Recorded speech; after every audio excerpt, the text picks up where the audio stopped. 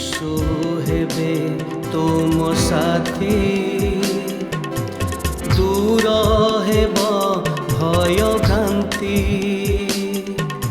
से तो जगतर ज्योति, अंधकार हेब इति। प्रात ज्योति, प्रात ज्योति, जीवन जला प्रात ज्योति। प्रिय दर्शक बंधु नमस्कार। ख्रीष्ट सम्मिलित मंडली द्वारा आयोजित यह विशेष कार्यक्रम प्रातज्योति को आपण मानकु पुनर्बार स्वागत करुछि। ईश्वरंकर दया, ईश्वरंकर अनुग्रह आमे आउ एक नूतन सकाळ देखिबार सुजोग पाइछु। अनेक समय रे आमे यह अभ्यासगत बोली भाबु नूतन सकाळ देखिबा, किंतु अनेक समय रे ईश्वरंकर अनुग्रह को मने पकई न था। भावी देखंतु आज यही सकाळ को अनेक लोक देखिबार सुजोग पाई नाहंती, किंतु आपण मानंकु एवं मते ईश्वर अनुग्रह करी आउ एक नूतन सकाळ देखिया पाई सुजोग देइछंती। ईश्वरंकर नामर धन्यवाद हो, तांकर दया आमानक समस्तक प्रति थिबारु। आज प्रत्येक दिन भली आज मध्य एक आलोचनार विषय को आमाने जिबा। आजिर आलोचना एक परिवार केन्द्रिक, तेणु जो माने आमाने परिवार रे अंतर्भुक्त एवं विशेष करी परिवार रो पिला मानक निमंते एक उत्साहजनक कथा आज आमे आलोचना करिबा। आजिर आलोचनार विषय होची बाध्य संतान, ओबेड चिल्ड्रेन।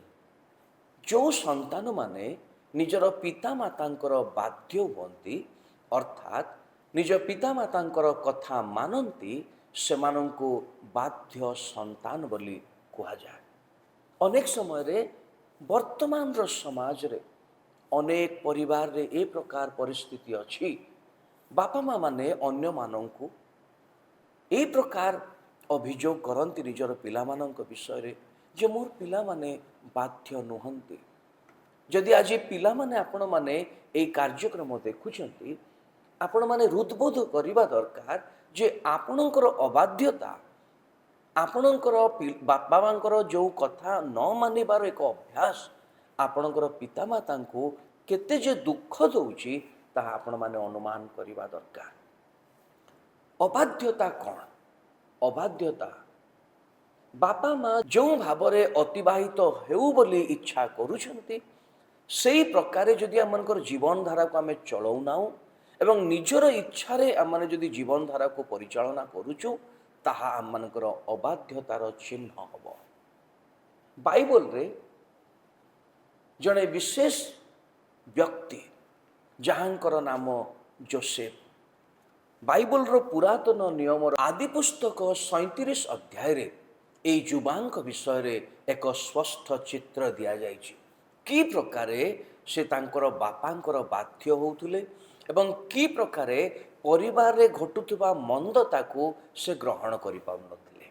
जोसेफ तांकर 17 वर्ष बयस रे बापांकर बाध्यता अनुसारे बापांकर मेषपोल को से चरौथिले। तांकर भाई मानक सहित से मिलित भावरे चरौथिले एवं से ए प्रकार एक बाध्यतार संतान थिले। बापांकर सबु कथा से मानुथिले। बापांक निकटरू भाई मानक निकट को जीवा, भाई मानक निकटरू बापांक निकट को संवाद आनिबा, ए प्रकार विषय से करुथिले एवं तांकर बाध्यतार एते प्रशंसा करुथिले तांकर पिता एवं एते खुशी होउथिले जे तांकर पुओ एते बाध्यतार जीवन काटुची। सेति पाए तांकु गोटे सुंदर पोशाक से मध्य उपहार देइथिले। जोसेफंकु गोटे विभिन्न रंगर आ सेई समय रे विभिन्न रंगर पोशाकर अर्थ एक प्रेमर निदर्शन, एक सम्मानर निदर्शन होउतला एवं सेई समय रे तांकर बापा तांकु गोटे सुंदर पोशाक मध्य देइथिले। एई जोसेफ बापा तांकु जेते बेले जोठी की ପଠେଇବା ପାଇଁ ଇଚ୍ଛା କରୁଥିଲେ ସେ କେବେ ମଧ୍ୟ ବାରଣ କରୁନଥିଲେ। ଯେଉଁ ଅଜଣା ସ୍ଥାନକୁ ମଧ୍ୟ ପଠାଉଥିଲେ ସେଇ ଅଜଣା ସ୍ଥାନମାନଙ୍କୁ ଯାଉଥିଲେ। ତାଙ୍କର ଭାଇମାନେ ଭିନ୍ନ ଭିନ୍ନ ଜାଗାକୁ ଯାଇ ମେଷପଲ ସବୁ ଚରାଉଥିଲେ ଏବଂ ସେଇ ସ୍ଥାନମାନଙ୍କୁ ସେ ପଠାଉଥିଲେ। ସେ କେବେ ଭୟ କରୁନଥିଲେ କିମ୍ବା କେବେ ଅରାଜି ହେଉନଥିଲେ। ଆଉ ସବୁଠାରୁ ଆଉ ଗୋଟେ ବଡ଼ ସୁନ୍ଦର ଚରିତ୍ର ସେଇ ଯୋସେଫଙ୍କର ଥିଲା। ଯେତେବେଳେ ତାଙ୍କର ଭାଇମାନେ କୌଣସି ମନ୍ଦ କାର୍ଯ୍ୟ କରୁଥିଲେ ସେଇ ମନ୍ଦ କାର୍ଯ୍ୟର ଖବର ଯୋସେଫ ତାଙ୍କ ବାପାଙ୍କୁ ଆଣିକି ଜଣାଉଥିଲେ। ଏ ପ୍ରକାର ଏକ ଯୁବା ବ୍ୟକ୍ତିଙ୍କ ବିଷୟରେ ଦୁଇଟି ଚରିତ୍ର ମୁଁ ଆପଣଙ୍କ ସମ୍ମୁଖରେ ରଖୁଛି। ଜଣେ ବାଧ୍ୟତା ସନ୍ତାନ, ସେ ତାଙ୍କର ବାପା ମାଙ୍କର ପ୍ରତ୍ୟେକଟି କଥା ମାନନ୍ତି। ଅନେକ ସମୟରେ ଆଜି ଆମେ ଯେତେବେଳେ ଟିକେ ଦିନକୁ ଦିନ ବଢ଼ିଯାଉ, ଆମେ ଆମଙ୍କର ବାପା ମାଙ୍କର କଥାକୁ ଏତେଟା ମାନି ନଥାଉ। ଯେତେ ପରିବାରରେ କୌଣସି ବିଷୟର ଦରକାର ହୁଏ, ପରିବାରରେ କୌଣସି ବିଷୟର ଆବଶ୍ୟକତା ହୁଏ, କୌଣସି ଜାଗାକୁ ଯିବାକୁ ପଡ଼େ, ଯେତେବେଳେ ଆମମାନଙ୍କୁ କିଛି କୁହାଯାଏ ଆମେ ବିଭିନ୍ନ ପ୍ରକାରର ବାହାନା କରୁ। ଆମେ ଛୋଟ ପିଲା ହେଲେ ବି କିମ୍ବା ଯୁବା ହେଲେ ବି, ଯୁବତୀ ହେଲେ ବି ଆମେ ବେଳେବେଳେ ଆମମାନଙ୍କର ସ୍ୱାସ୍ଥ୍ୟର ବାହାନା କରୁ, ବାହାରେ ଖରା ହେଉଥିବାର ବାହାନା କରୁ, ବିଭିନ୍ନ ପ୍ରକାର ବାହାନା କରୁ ଏବଂ ବାପା ମାଙ୍କର କଥାକୁ ଆଡ଼େଇବା ପାଇଁ ଆମେ ଚେଷ୍ଟା କରୁ। ମୋର ପ୍ରିୟ ଦର୍ଶକ ବନ୍ଧୁମାନେ, ଯୋସେଫଙ୍କ ଜୀବନରେ ଏଇ ଉତ୍ତମ ବିଷୟ ଥିଲା ଯେ ସେ ପ୍ରତ୍ୟେକଟି କଥା ତାଙ୍କର ବାପାଙ୍କର ସେ ବାଧ୍ୟ ହେଉଥିଲେ। ଯଦି ମୁଁ ମୋର ବାପାଙ୍କର ବାଧ୍ୟ ହେବା ପାଇଁ ଇଚ୍ଛା କରୁଛି ଏବଂ ଯଦି ମୁଁ ବାଧ୍ୟ ସନ୍ତାନ ବୋଲି ନାମାଙ୍କିତ ହେବା ପାଇଁ ଚାହୁଁଛି, ତାହେଲେ ମୋତେ ମୋର ବାପାଙ୍କର, ମୋର ମାଙ୍କର କଥା ମାନିବାକୁ ହେବ। ଦ୍ୱିତୀୟ ବିଷୟ, ତାଙ୍କ ପାଖରେ ଗୋଟେ ସୁନ୍ଦର ଗୁଣ ଥିଲା ଯେ ମନ୍ଦ ବିଷୟକୁ କେବେ ହେଲେ ମଧ୍ୟ ସେ ଗ୍ରହଣ କରୁନଥିଲେ କିମ୍ବା ଯିବାକୁ ଦେଉନଥିଲେ। ସେ ତାଙ୍କ ପରିବାରରେ ଯଦି କୌଣସି ମନ୍ଦ ବିଷୟ ହେଉଛି ତାକୁ ସେ ବାପାଙ୍କୁ ଆସି ଜଣାଉଥିଲେ।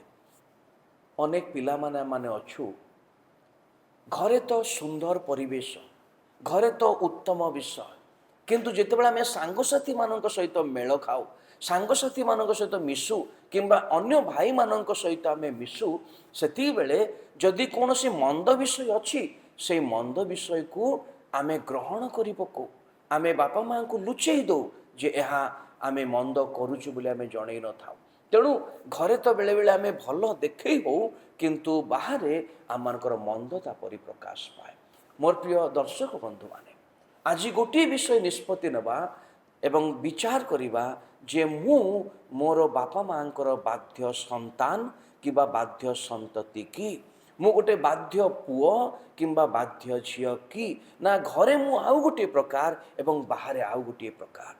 ଭାବି ଦେଖନ୍ତୁ, ଯଦି ଘରେ ଆପଣ ଭଲ ବୋଲି ପ୍ରଦର୍ଶିତ ହେଉଛନ୍ତି, ବାହାରେ ଯଦି ମନ୍ଦ କାର୍ଯ୍ୟ କରୁଛନ୍ତି, ତାହେଲେ ଆପଣ କିଛି ବିଷୟ ଲୁଚଉଛନ୍ତି ନିଜ ଘରେ ଏବଂ ଆପଣ ଜଣେ ବାଧ୍ୟ ସନ୍ତାନ ବୋଲି ନିଜକୁ ପ୍ରତିପାଦିତ କରିପାରିବେ ନାହିଁ।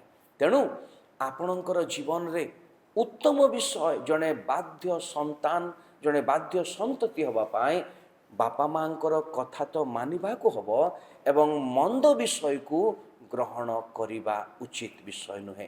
ଯଦି ଆମେ ଏ ପ୍ରକାର କାର୍ଯ୍ୟ କରିବା ତାହେଲେ ଆମେ ବାଧ୍ୟ ସନ୍ତାନ ସନ୍ତତି ଭାବରେ ଗଣିତ ହୋଇପାରିବା। ଈଶ୍ୱର ଆପଣଙ୍କୁ ଆଶୀର୍ବାଦ କରନ୍ତୁ ଏବଂ ଜଣେ ବାଧ୍ୟ ସନ୍ତାନ ସନ୍ତତି କରି ଗଢ଼ି ତୋଳନ୍ତୁ। ପ୍ରଭୁ ଆପଣମାନଙ୍କୁ ପ୍ରତ୍ୟେକଙ୍କୁ ଆଶୀର୍ବାଦ କରନ୍ତୁ। ଧନ୍ୟବାଦ।